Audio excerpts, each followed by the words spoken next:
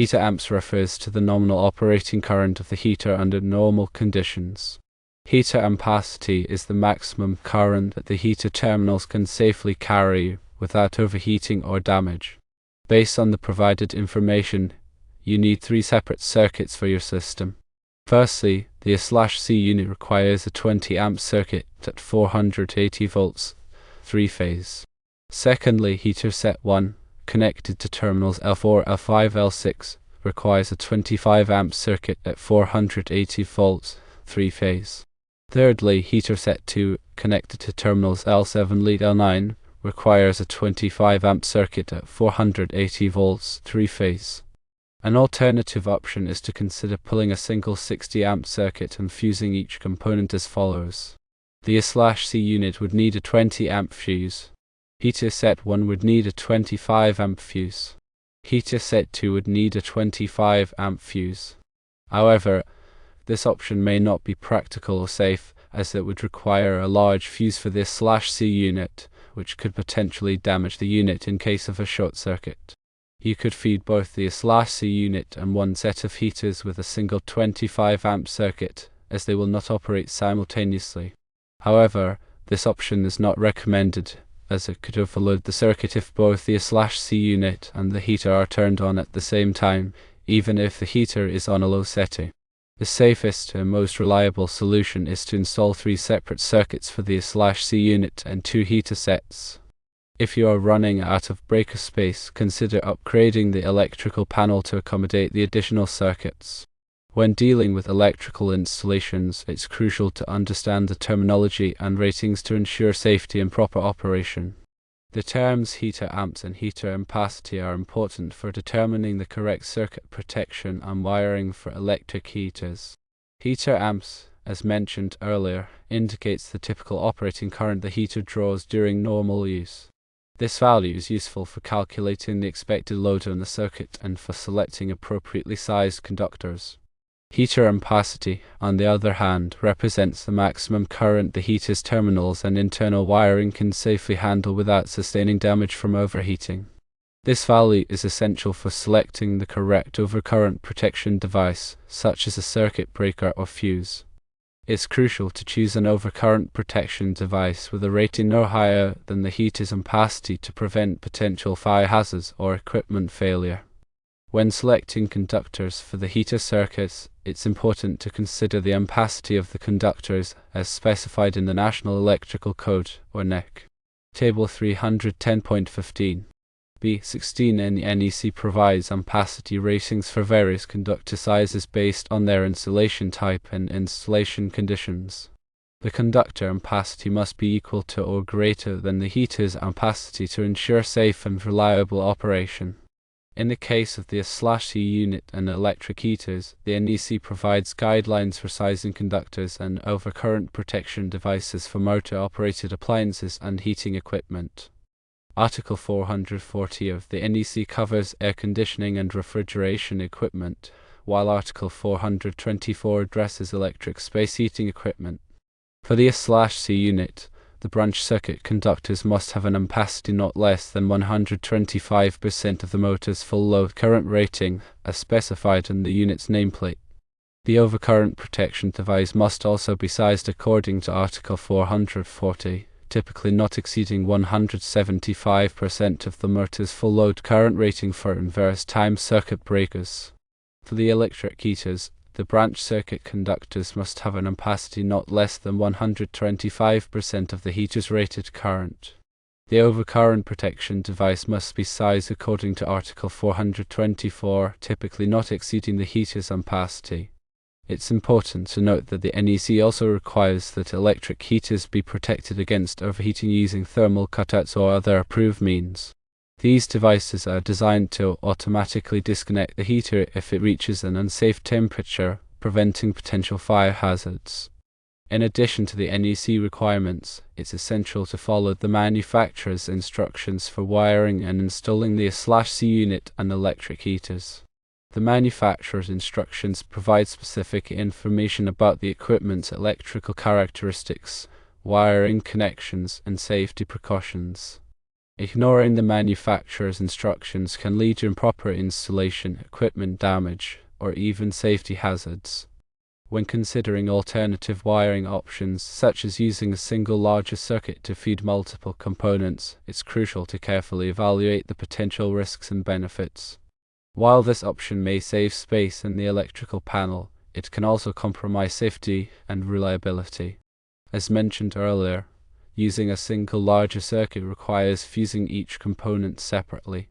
However, this approach can be problematic if the fuses are not properly sized or if the circuit breaker trips due to an overload or a short circuit in one of the components. In such cases, all the components connected to the circuit will lose power, potentially disrupting critical functions. Sharing a circuit between the A/C unit and one of the heaters is generally not recommended, as it can easily overload the circuit if both devices operate simultaneously. Even if the heater is on a low setting, it can still draw a significant amount of current, potentially exceeding the circuit's capacity.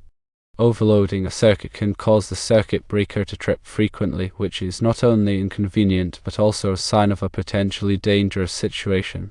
To ensure safe and reliable operation, it's always best to install separate circuits for each major electrical load, such as the A/C unit and electric heaters. This approach provides the best protection against overloads, short circuits, and other electrical faults. If you are running out of breaker space in your electrical panel, consider upgrading to a larger panel with more circuits. This may seem like a costly solution, but it's a worthwhile investment in safety and convenience. A larger electrical panel will provide ample space for all your electrical needs, reducing the risk of overloading circuits and ensuring that your electrical system operates safely and efficiently. Remember that working with electrical systems can be dangerous, and it's always best to consult with a qualified electrician if you are not comfortable performing the work yourself. A qualified electrician can assess your electrical needs, recommend the best wiring solutions, and ensure that the work is done safely and in accordance with the NEC and local electrical codes. In summary, understanding heater ratings, following NEC guidelines, and adhering to manufacturer's instructions are essential for wiring an A/C unit with electric heat options.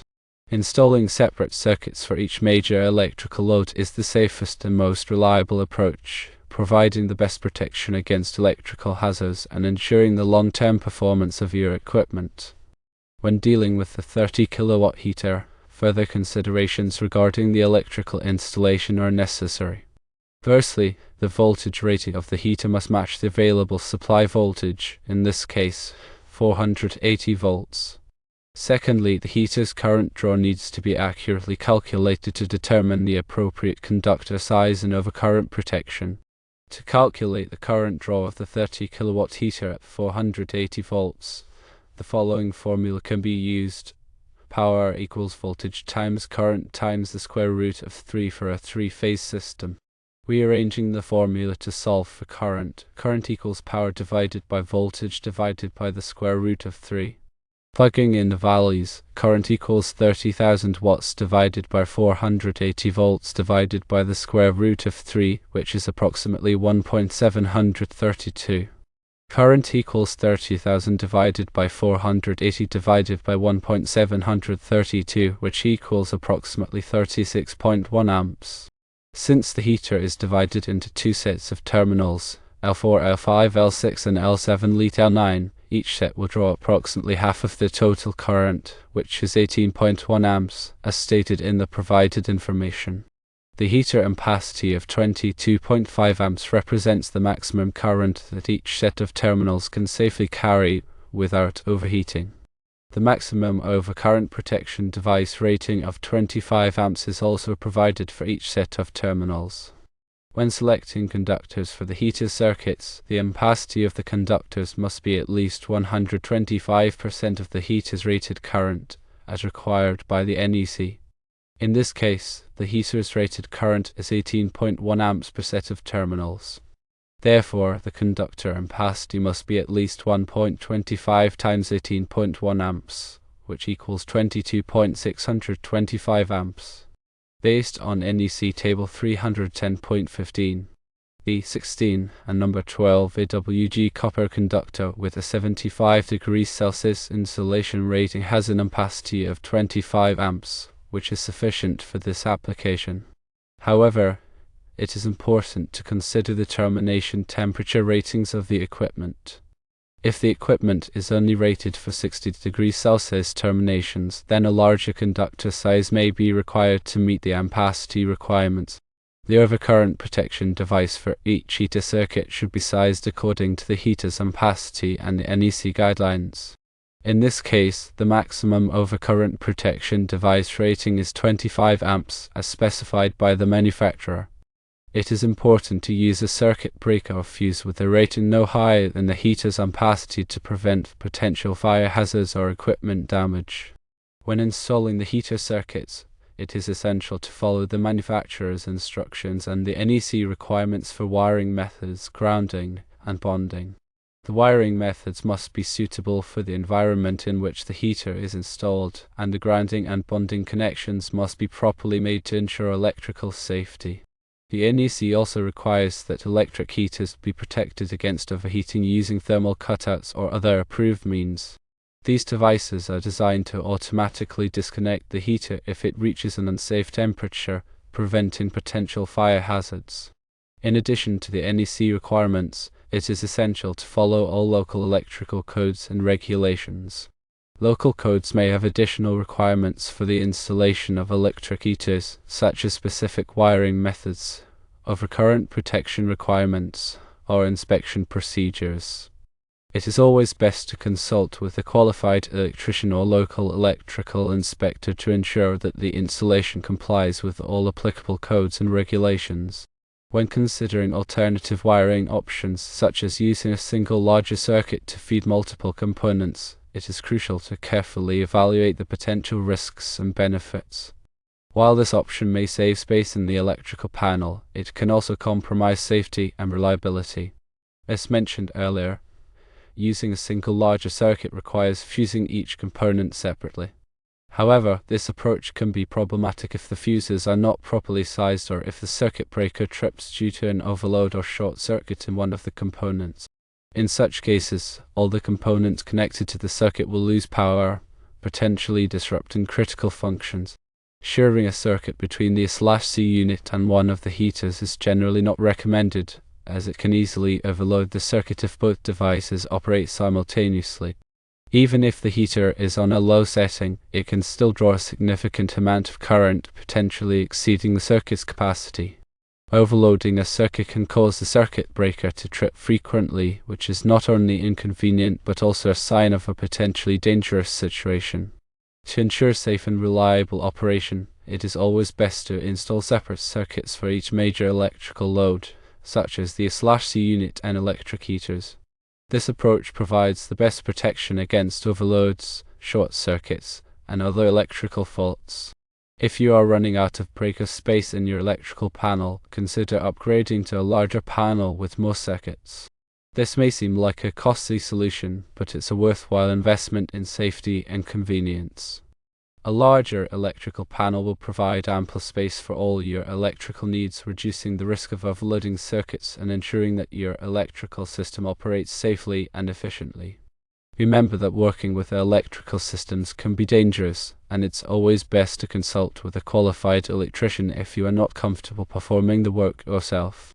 A qualified electrician can assess your electrical needs, recommend the best wiring solutions, and ensure that the work is done safely and in accordance with the NEC and local electrical codes. In summary, wiring a 30 kW electric heater requires careful consideration of the voltage, current, conductor size, overcurrent protection, and applicable codes and regulations. Installing separate circuits for each major electrical load is the safest and most reliable approach, providing the best protection against electrical hazards and ensuring the long-term performance of your equipment. Always consult with a qualified electrician if you have any questions or concerns about the electrical installation. Understanding the difference between heater amps and heater ampacity is crucial for ensuring the safe and efficient operation of electrical heating equipment. Heater amps, also known as the rated current or full load current, represents the amount of current the heater is expected to draw under normal operating conditions.